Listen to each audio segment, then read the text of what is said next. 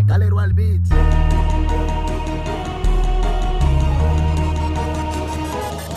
Efa niakamany la teny hoe ndô ifoka môry sany hoe de tokony amaly la hoe tsy.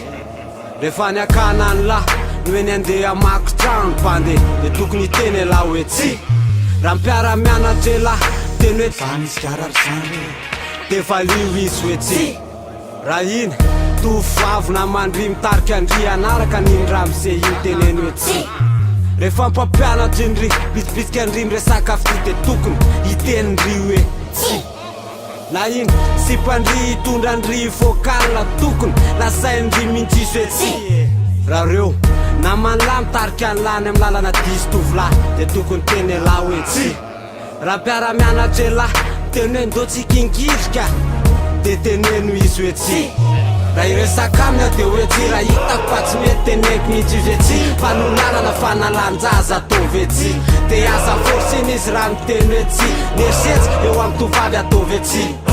Raha iresaka amina de hoe tsy. Raha hitako fa tsy mety teneko mihitsy izy hoe tsy. Fanolanana fanalanjaza ataovy hoe tsy. De aza forsiny izy raha miteny hoe tsy. Niersetsy eo amy tovavy ataovy hoe tsy.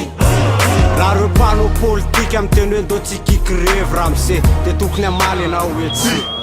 Raha reo mahay lalàna minitsy amy faritsy any are-pirenena maninona anao raha miteny hoe tsy. Raha sainam-pirenena ny tsy asiny fahiny miasiny de tokony itenitsika hoe tsy. Raha mpiara-miasa amina iny miteny hoe ndô tsika andeha irevy de tokony amaly anazy hoe tsy. Satria le fatiko nipety anangatakazy any alina de niteneny aho hoe tsy. Tamireo fahiny hoe ivitiny tandrazana raha mise de tokony iteny itsika hoe tsy. Raha zanakao vavy mitanjaka tony makrela raha mise de teneno izy hoe tsy. Raha reo mahay lalàna tsy mitondra taratasy manamariny savanitsango mananjoa amaly hoe tsy.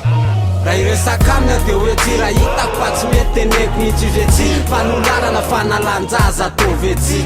De aza forsiny izy raha miteny hoe tsy. Niersetsy eo amy tovavy ataovy hoe tsy.